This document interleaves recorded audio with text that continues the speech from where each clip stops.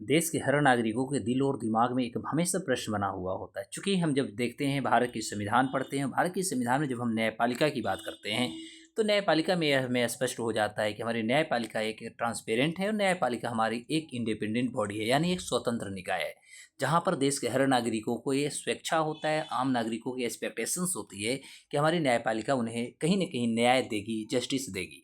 फिर भी आए दिन हम देखते हैं कि भारत में न्यायपालिका पर प्रश्न होते हैं और भ्रष्टाचार को लेकर के, जांच प्रक्रिया से संबंधित जो भी मुद्दे होते हैं इसको लेकर के कहीं न कहीं हमारे न्यायपालिका पर एक बहुत बड़ी कह सकते हैं गंभीर और संघीय अपराध और भ्रष्टाचार के जो आरोप हैं लगे होते हैं।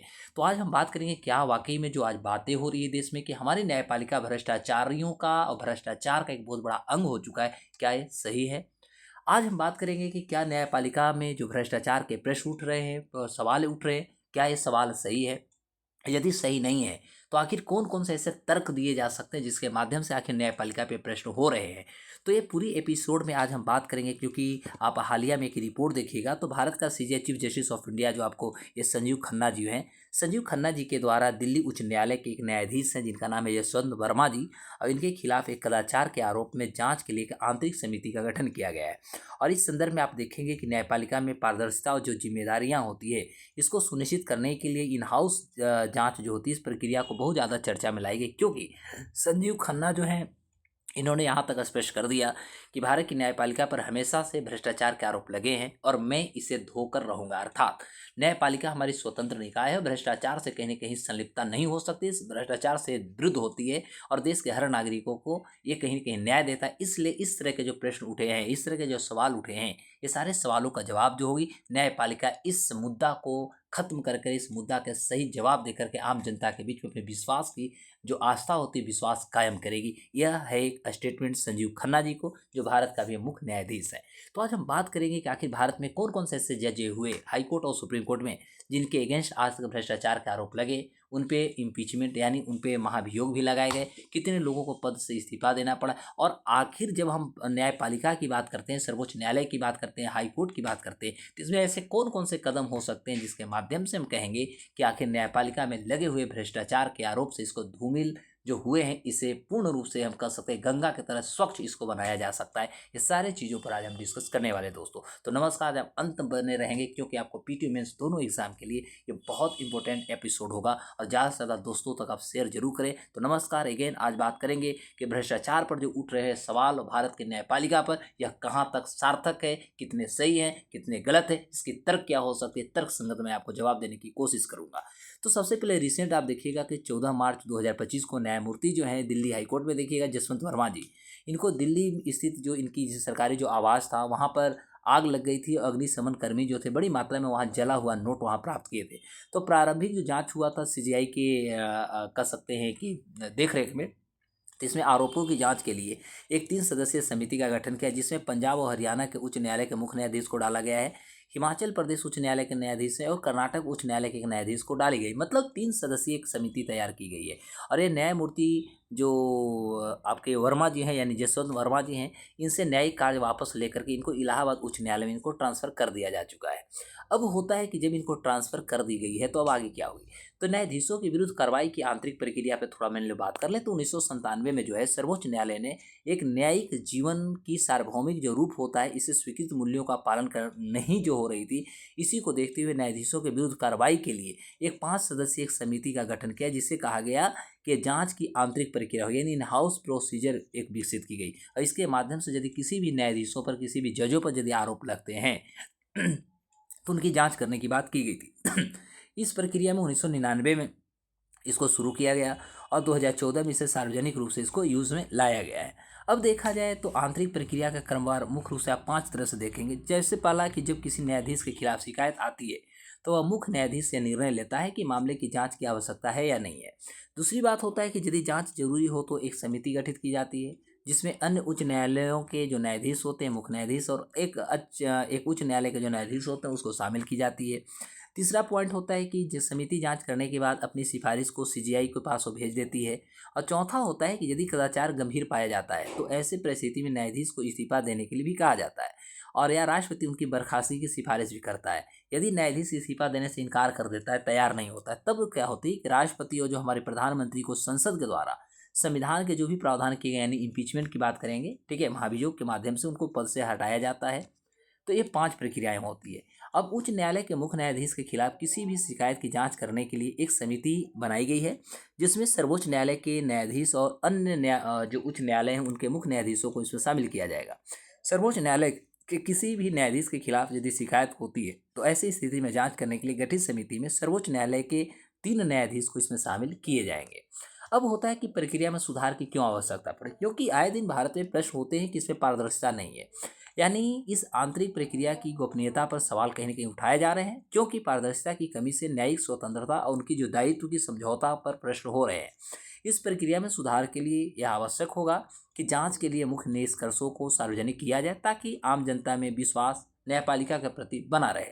तीसरी महत्वपूर्ण बात दूसरी होती है कि कठोर सजा का भी प्रावधान किया जाए, क्योंकि आम जनता यदि किसी प्रकार के भ्रष्टाचार में संलिप्त होता है तो उनके जानते हैं कि उनकी संपत्ति भी जब्त होती है, स्कूल खोल दी जाती है, हॉस्पिटल खोल दी जाती है, तथा आय से अधिक संपत्ति का उन पे जो होता है IT एक्ट भी लगाई जाती है। ठीक उसी प्रकार इनके लिए भी कठोर सजा का प्रावधान किया जाए, जिससे कि न्यायाधीशों में भी एक डर पैदा हो। तो यदि कोई न्यायाधीश कदाचार का दोषी पाया जाता है तो उसे एक आपराधिक दंड भी मिलना चाहिए। ये नया प्रक्रिया हो सके, नए कदम हो सकते हैं। स्वायत्त निकाय का भी गठन होना चाहिए, क्योंकि यह तो एक स्वतंत्र निकाय है, लेकिन इसमें यदि कोई संलिप्त पाए जाते हैं तो इनकी जांच भी तो कोई करेगी। तो इनकी जांच करने के लिए एक कहीं कहीं स्वतंत्र निकाय की जरूरत है। जैसा कि आप देखेंगे तो ब्रिटेन में न्यायिक आचरण जांच कार्यालय बनाए गए, जैसा कि स्वायत्त निकाय की तरह भारत में भी एक अस्थायी एवं स्वतंत्र निकाय की आवश्यकता है, जो न्यायिक कदाचार के मामलों की मुख्य रूप से जांच करेगा, जो कि इंग्लैंड में है भी। अब होता है कि भारत में सबसे ज़्यादा यदि प्रश्न होता है तो हमारा कॉलेजियम सिस्टम जो है कि विवादों का कारण बना है, क्योंकि इसको नेपोटिज्म यानी भाई भतीजावाद वाली संस्था कही जाती है। तो कॉलेजियम प्रक्रिया में भी सुधार होती है, चूंकि आप देखेंगे तो 99वां संविधान संशोधन सरकार ने लाई थी और इसका नाम था NJAC, नाम सुना हुआ NJAC, लेकिन ये आया था 2014 में। लेकिन सर्वोच्च न्यायालय जो था 2015 में इसको गैर संवैधानिक निकाय घोषित कर दिया, और जो कि एक कॉलेजियम सिस्टम खुद एक गैर संवैधानिक निकाय है। हमको आज तक समझ में नहीं आया कि जो संस्था खुद एक गैर संवैधानिक निकाय और दूसरे को गैर संवैधानिक कैसे, एक चोर दूसरा को चोर कैसे कर सकता है साहब। तो कहीं न कहीं प्रक्रिया तो भारत में एक बहुत बड़ी है कि एक चोर संस्था जो है, एक कॉलेजियम सिस्टम जहाँ पर कहीं न कहीं ट्रांसपेरेंसी नहीं है, पारदर्शिता नहीं है, और यह संस्था दूसरे संस्था को कहता है कि you are non constitutional body, यानी ये एक गंभीर अपराध मानता हूँ। तो कॉलेजियम प्रक्रिया में भी सुधार की जरूरत होगी, ताकि न्यायाधीशों की नियुक्ति में पारदर्शिता को और बढ़ावा दिया जाए, जवाबदेही सुनिश्चित किया जा सके। अब आपको मैं बता दूं कि भारत में महाभियोग की प्रक्रिया कब कब हुए। तो चूंकि मैं बता दूं कि इलाहाबाद उच्च न्यायालय के जो न्यायमूर्ति शेखर कुमार जी जो थे, यादव जी थे, इनको न्यायिक शुचिता का उल्लंघन करने के आधार पर उनके पद से हटाने की बात हुई थी 13 दिसंबर 2024 को, क्योंकि इन्होंने कुछ जाति आधारित जो था इन्होंने टिप्पणी कर दिए थे।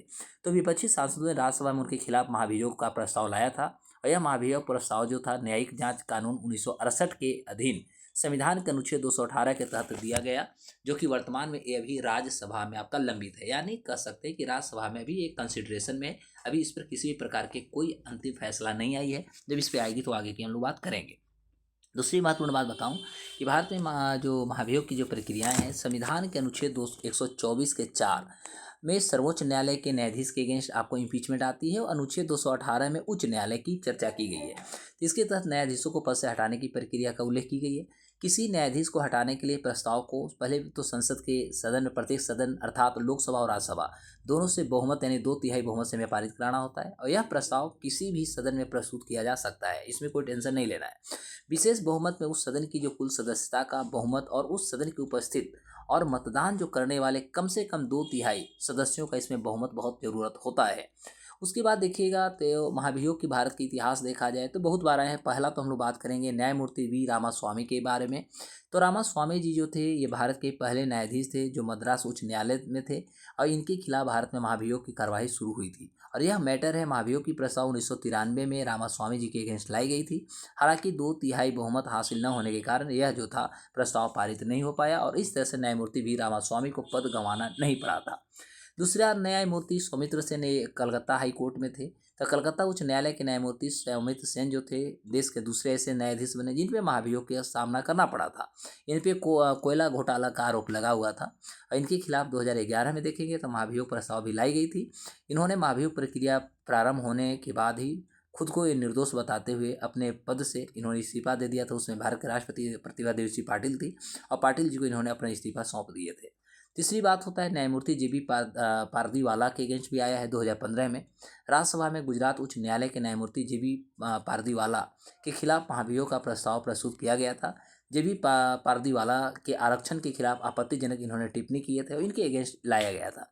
तत्कालीन उपराष्ट्रपति जो सभापति हामिद अंसारी के पास महाभियोग का प्रस्ताव भेजने के बाद जस्टिस पारदीवाला को अपने न्यायिक निर्णय से शब्द हटा देने की बात की गई थी और ये हटा लिए थे, तब जा करके इनकी समस्या निदान हुई थी।